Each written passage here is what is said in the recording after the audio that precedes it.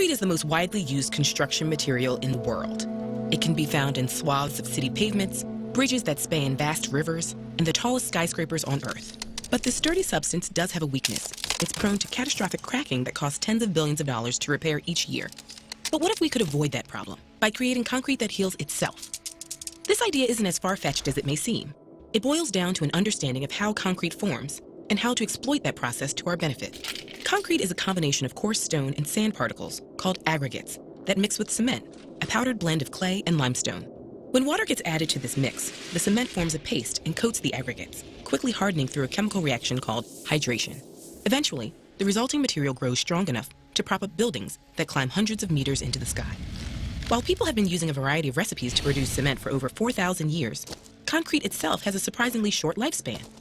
After 20 to 30 years, natural processes like concrete shrinkage, excessive freezing and thawing, and heavy loads can trigger cracking. And it's not just big breaks that count. Tiny cracks can be just as dangerous. Concrete is often used as a secondary support around steel reinforcements. In this concrete, even small cracks can channel water, oxygen, and carbon dioxide that corrode the steel and lead to disastrous collapse. On structures like bridges and highways that are constantly in use, detecting these problems before they lead to catastrophe becomes a huge and costly challenge. But not doing so would also endanger thousands of lives. Fortunately, we're already experimenting with ways this material could start fixing itself. And some of these solutions are inspired by concrete's natural self-healing mechanism. When water enters these tiny cracks, it hydrates the concrete's calcium oxide. The resulting calcium hydroxide reacts with the carbon dioxide in the air, starting a process called autogenous healing, where microscopic calcium carbonate crystals form and gradually fill the gap.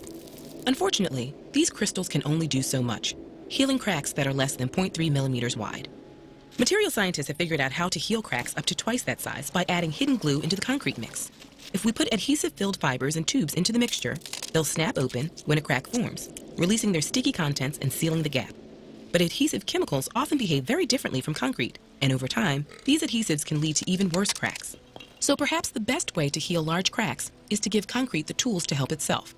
Scientists have discovered that some bacteria and fungi can produce minerals, including the calcium carbonate found in autogenous healing. Experimental blends of concrete include these bacterial or fungal spores alongside nutrients in their concrete mix, where they could lie dormant for hundreds of years. When cracks finally appear and water trickles into the concrete, the spores germinate, grow, and consume the nutrient soup that surrounds them, modifying their local environment to create the perfect conditions for calcium carbonate to grow.